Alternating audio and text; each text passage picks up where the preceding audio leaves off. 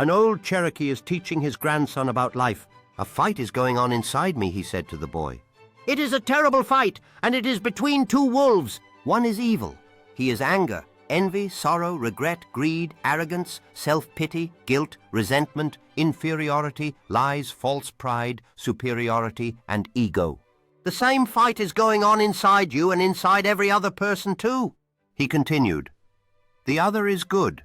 He is joy, peace, love, hope, serenity, humility, kindness, benevolence, empathy, generosity, truth, compassion, and faith.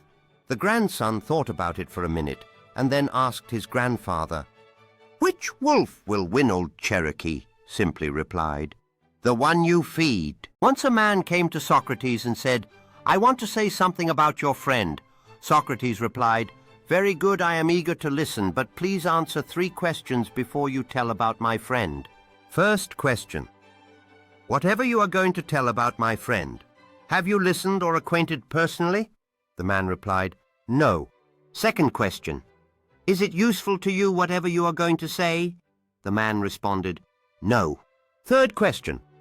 Is it useful for me? The man answered, No. Socrates then said, Then why are you telling me? The moral is that we should not waste our time talking about others, as it is a waste of time. In the end, Socrates taught us the importance of focusing on meaningful conversations rather than engaging in idle gossip. He wanted to show his son how poor someone can be. They spent time on the farm of a poor family, and the dad asked, Did you see how poor they are? What did you learn? The son replied, We have 1 dog. They have 4. We have a pool. They have rivers. We have lanterns at night. They have stars. We buy food. They grow theirs. We have walls to protect us. They have friends. We have encyclopedias. They have the Bible. Then they headed home, and he said, Thanks, Dad, for showing me how poor we are. The moral of the story is that it's not money that makes us rich, but the simplicity of having God in our lives. Once there was a little cloud who loved floating in the sky. One day she saw the flowers below wilting under the sun. The sun said, They need rain. But the little cloud had only a few drops. Still she let them fall. The flowers perked up and smiled. Soon more clouds saw her kindness and joined in showering the whole garden. Moral.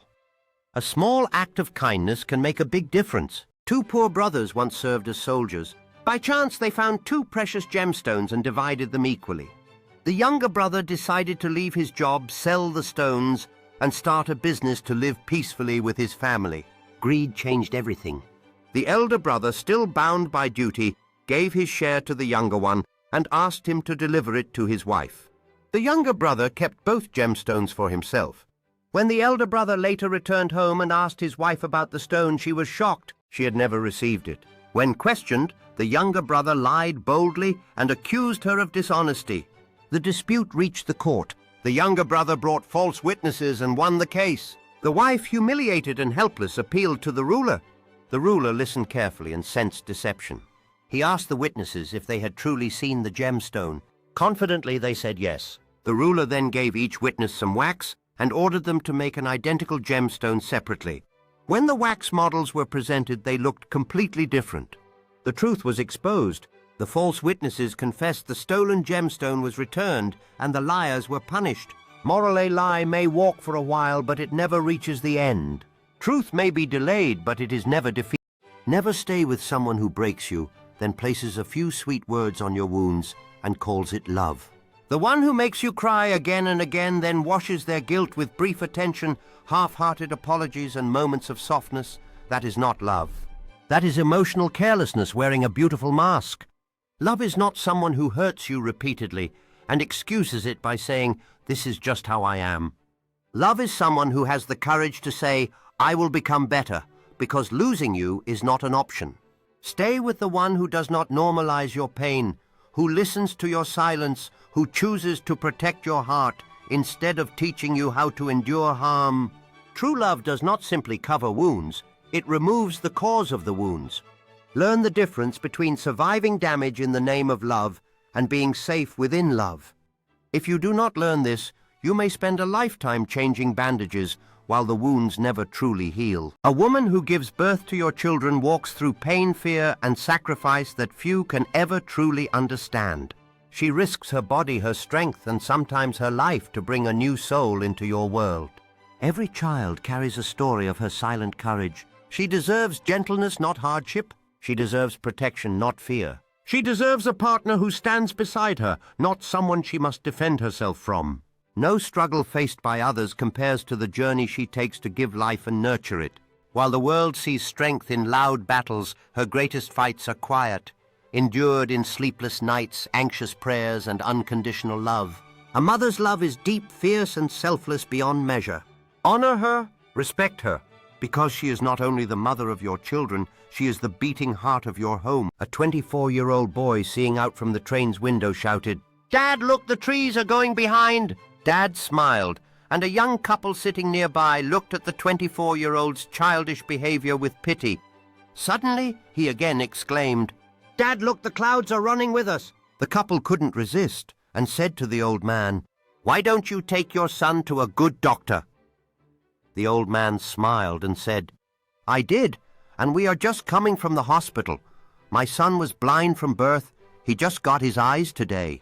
Every single person on the planet has a story. Can't judge people before you truly know them. The truth might surprise you. A frog decided to reach the top of a tree. All frogs shouted, "It's impossible, it's impossible." Still, the frog reached the top. How? Because he was deaf, and he thought everyone was encouraging him to reach the top. Lesson: if you want to reach your goal, be deaf to negative voices. Not every sound deserves your attention. Believe, climb, and never stop. In a happy school, there was a boy named Sam. Sam liked to laugh at others. One day he pointed at Lily's old shoes and said, "Your shoes are funny." Lily felt sad and hid her feet. The teacher, Mrs. Rose, saw this and called the class together.